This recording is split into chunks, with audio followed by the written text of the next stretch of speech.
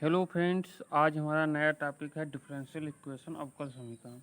तो ये अवकल समीकरण अवकलन पढ़ा है, तो उस जैसे समीकरण इक्वेशन पता है आपको क्या होता है। तो अब ये नया टॉपिक है उसी से रिलेटेड डिफरेंशियल इक्वेशन। माने इक्वेशन है किसकी है, डिफरेंशियल फंक्शन जो होते हैं। जैसे आपको ये दिख रहे हैं D Y upon D x, d square Y upon D x square, इनका जो है प्रयोग करके बनाए गए हैं अवकल समीकरण। तो क्या होते हैं, एक ऐसा समीकरण जिसमें स्वतंत्र चर के सापेक्ष आश्रित चर के अवकलज सम्मिलित हों। माने स्वतंत्र चर यक्स और आश्रित चर वाई, और इन दोनों के मतलब आश्रित चर के अवकलज दोनों के जो जैसे डी वाई अपन डी एक्स, माने एक आश्रित है डिपेंडेंट है, एक इंडिपेंडेंट है। तो इसमें क्या होगा, दोनों के जो अवकलज हैं वो सम्मिलित हैं, वो क्या कहलाएगा, अवकल समीकरण। जैसे दूसरे शब्दों में क्या लिखा, दूसरे शब्दों में यदि किसी समीकरण में स्वतंत्र चर यक्स तथा परतंत्र चर वाई के अतिरिक्त एक अन्य D Y upon D x या D square Y upon D x square हो, तो सम्मिलित हो, तो अवकल समीकरण कहते हैं। तो ये हो गया अवकल समीकरण। अब इसके होता ये कितने प्रकार का है अवकल समीकरण, दो प्रकार का होता है। नंबर एक साधारण अवकल समीकरण, नंबर दो पार्शियल अवकल समीकरण, माने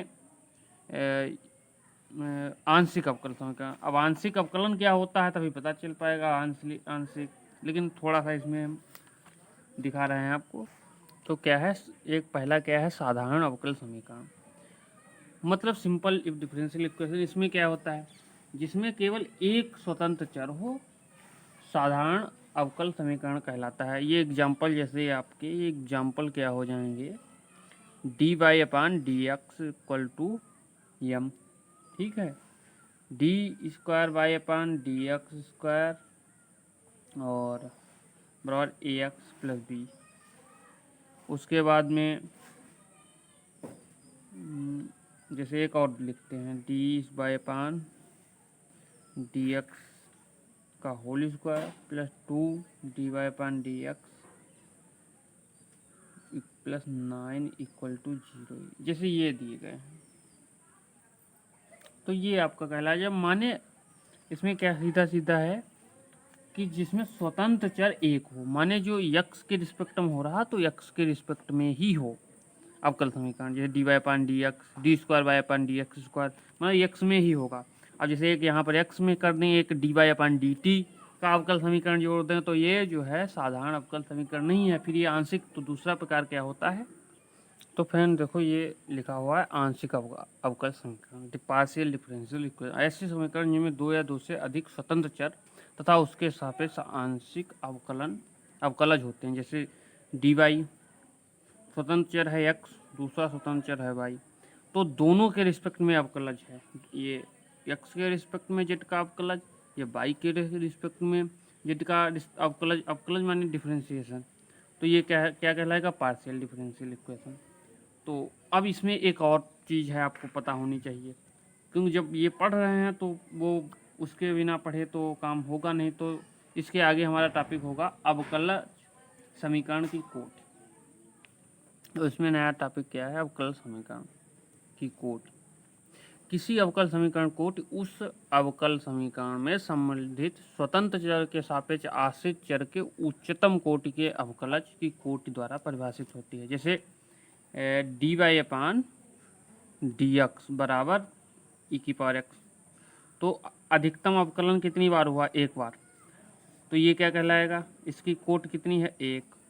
अब दूसरा है D Y D x square plus Y equal to 0, तो इसमें कोट क्या है, इसमें अधिकतम डिफरेंशिएशन अवकलन दो बार हुआ है, तो कोट क्या इसकी है, दो। अब नीचे एक और D cube Y upon D X cube plus X square D square Y upon D x square into equal to 4 बराबर 0।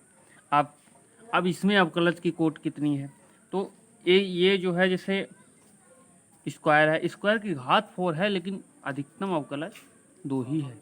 इसमें अवकलज 3 है, तो इसकी कोट कितनी है, अधिकतम अवकलज कितना है, 3, तो इसकी कोट हो गई 3।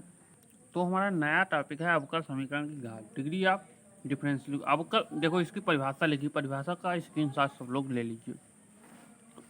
अवकल समीकरण से मूलों और भिन्नात्मक घातों को हटाने पर, मान लो डिफरेंशियल इक्वेशन जैसे कोई है D by D square by upon D x square, इससे जो है इसकी पावर 1 है, तो ये घात हटा दीजिए। वही कह रहा है भिन्नात्मक घातों को हटाने पर उसमें उच्चतम कोटि के अवकलज की घात को अवकल समीकरण की घात कहते हैं।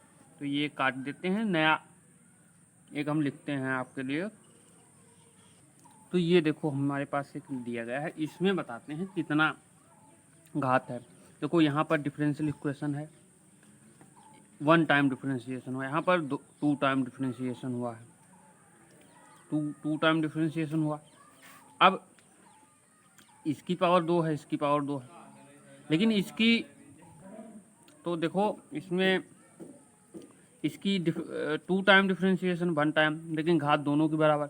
तो इसमें क्या कहता है, अवकल समीकरण के मूलों उच्चतम कोटि के अवकलज, इसकी कोटि उच्चतम है, माने कोटि इसकी 2 है, इसकी कोटि 1 है, इसकी डिग्री ज़्यादा है, ये फर्स्ट डिग्री डिफरेंशिएशन है, ये सेकेंड डिग्री डिफरेंशिएशन, इसकी पावर 2 है तो वो मानी जाए। अगर इसकी पावर 1 होती तो 1 मानी जाती, 1 है तो 1 मानी जाएगी। तो जैसे इसमें अगर इसकी पावर कितनी, घात कितनी हो जाएगी, घात बराबर 2, मान डिग्री क्या हो, इसके डिग्री हो जाएगी 2। आर्डर ये सेकेंड आर्डर है, ये फर्स्ट आर्डर डिफरेंशिएशन, घात 2 हो गए। अगर यहाँ पर घात 1 होती तो यहाँ पर घात 1 होती, मतलब सीधा सीधा एक। जैसे हम और इसमें आपको बताते हैं D cube by upon D X cube plus x को, इसके पहले हम ये उदाहरण बता चुके हैं क्यूब। अब देखो ये सेकेंड आर्डर का डिफरेंशिएशन, ये थर्ड आर्डर का डिफरेंशिएशन। अब इसमें थर्ड आर्डर का डिफरेंशिएशन है, उसकी पावर कितनी है, इसकी पावर मतलब 1 है।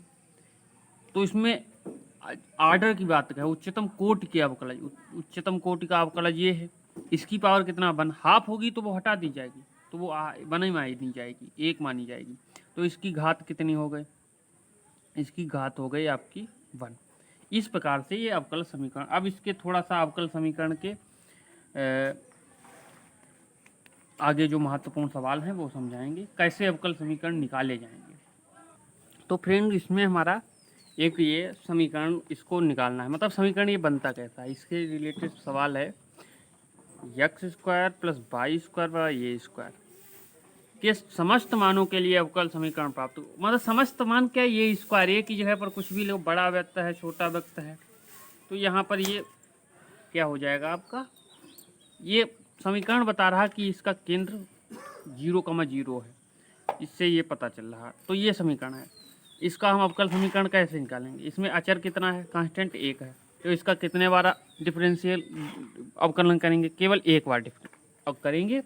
करिए, सबसे पहले ये 2x है, इसका x के सापेक्ष, ये समीकरण 1 मानो, x के सापेक्ष